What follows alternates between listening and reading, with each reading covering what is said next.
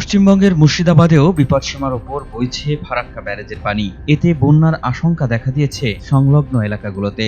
এ কারণে ব্যারেজ থেকে নিয়ন্ত্রিত মাত্রায় পানি ছাড়া শুরু হয়েছে। গেল কয়েকদিন ধরে ঝাড়খণ্ড এবং বিহারে ভারী বৃষ্টিপাতের কারণে গঙ্গা নদীতে পানির স্তর বৃদ্ধি পেয়েছে। মুর্শিদাবাদের ফারাক্কা ব্যারেজ এলাকায় গঙ্গার পানির বিপদসীমা 22.25 মিটার, কিন্তু আপ স্ট্রিমে পানির স্তর পৌঁছে গেছে 27.10 মিটারে, আর ডাউন স্ট্রিমে গঙ্গার পানির স্তর 24.1 মিটার উচ্চতায় বইছে। গঙ্গার পানির স্তর বৃদ্ধি পাওয়ায় হু হু করে পানি ঢুকছে নিচু এলাকায়। শামশেরগঞ্জ, জলঙ্গি, সুতিসহ বিস্তীর্ণ অঞ্চলে বন্যার আশঙ্কা সৃষ্টি হয়েছে। ব্যারেজ কর্তৃপক্ষ বলছে, ফারাক্কায় যে পরিমাণ পানি জমা আছে, অতিরিক্ত পানি প্রবাহ অব্যাহত থাকলে আরও পানি ছাড়তে বাধ্য হবেন তারা।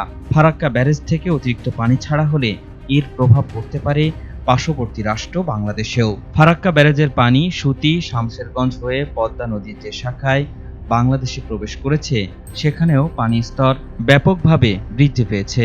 ফারাক্কা ব্যারেজ সূত্র জানিয়েছে, বিষয়টি সম্পর্কে বাংলাদেশের পানি সম্পদ মন্ত্রণালয়কেও এর মধ্যে অবহিত করা হয়েছে। গঙ্গা নদীতে অতিরিক্ত পানি বাড়ার ফলে আতঙ্কে দিন কাটছে মুর্শিদাবাদের বাসিন্দাদের।